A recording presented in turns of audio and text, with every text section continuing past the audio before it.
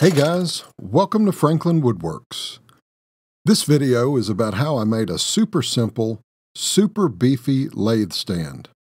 If you've been following me for a while, you've seen the lathe cart I currently have, and you may be asking yourself, why does he need something different?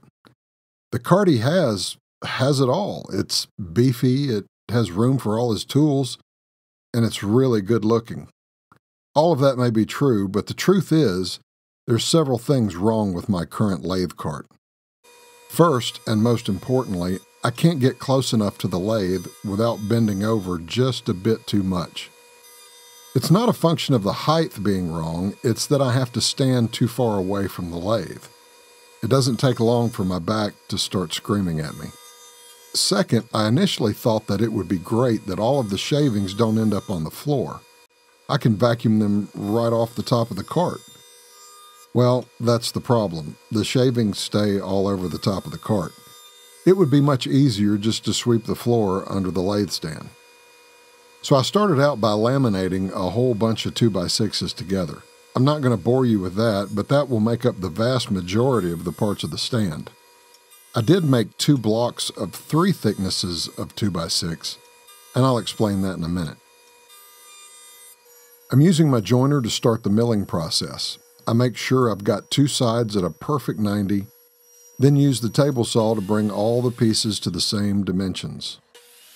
Everything is then cut to length at the miter saw.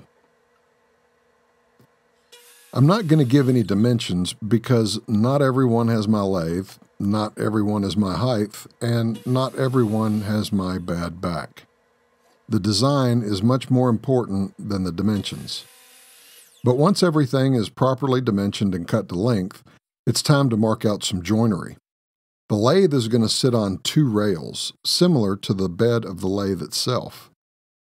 To join the rails to the leg assembly, I'm going to use the aforementioned blocks of 3 2x6s laminated together. I mark the center of the block, then mark the outermost dimensions of the lathe. Using the rail itself as a guide, I'll mark where the waist will be when I start cutting the joinery. Then I use the block to mark the leg and identify the waist there also. To actually cut the joinery in the block, I'm using a box joint blade which has a flat-bottomed grind. This will be slow going. I couldn't use my dado stack for this operation because I needed the blade at its maximum height. I'm starting on the outside edge of the notch because this is the important part of the cut. The other mark I made using the rail as a guide is just really a suggestion. I'm going to sneak up on it so I get a snug fit. Once I get close, I'll keep testing to get it perfect. I went through this whole process with each notch I made in the blocks because the ends of each rail may not be exactly the same. As I finished each one, I marked it along with the corresponding rail end so I could match them up at assembly time. For the joinery on the legs, I break out the dado stack and this makes things go much faster. Then I gave most of the edges of everything a 3/8 inch round over. I use a stop block and my fence to cut the joinery for the leg cross braces.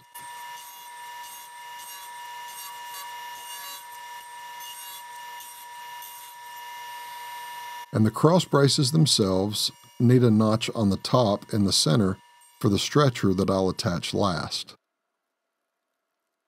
After a dry assembly, it's time for the real thing. I'm going to do the leg assemblies first. To put these together, I'm using a little glue, a few screws, and a lot of persuasion.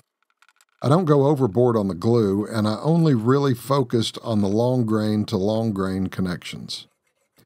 The cross brace gets attached first, then the block for the rails.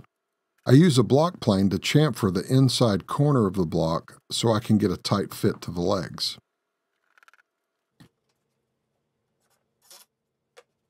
Attaching the rails is the next step, and once I get those seated, which took more persuasion, I screwed them in from the bottom.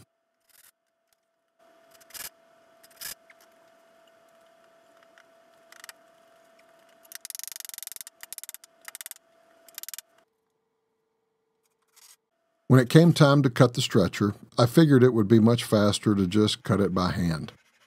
As a side note, a couple of weeks ago I cut my thumb pretty bad with this Japanese pull saw.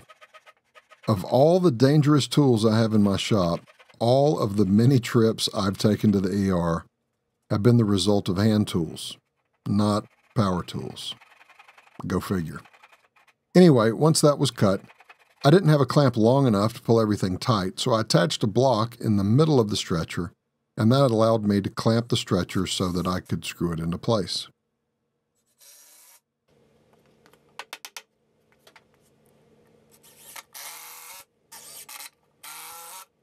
I can't tell you how happy I am with this lathe stand. It is strong, solid, and was cheap to make. I'm going to eventually attach some retractable casters so I can move it when I need to, and eventually I'll figure out some tool storage, but that will be the subject of another video. If you thought this project was valuable, I'd appreciate it if you'd give it a thumbs up, and if you haven't already, please subscribe to this channel. And the best thing you can do for any YouTuber out there is to share their video, so please give this one a share. Hope this gives you some good ideas for your shop. Thanks for watching, and there you go.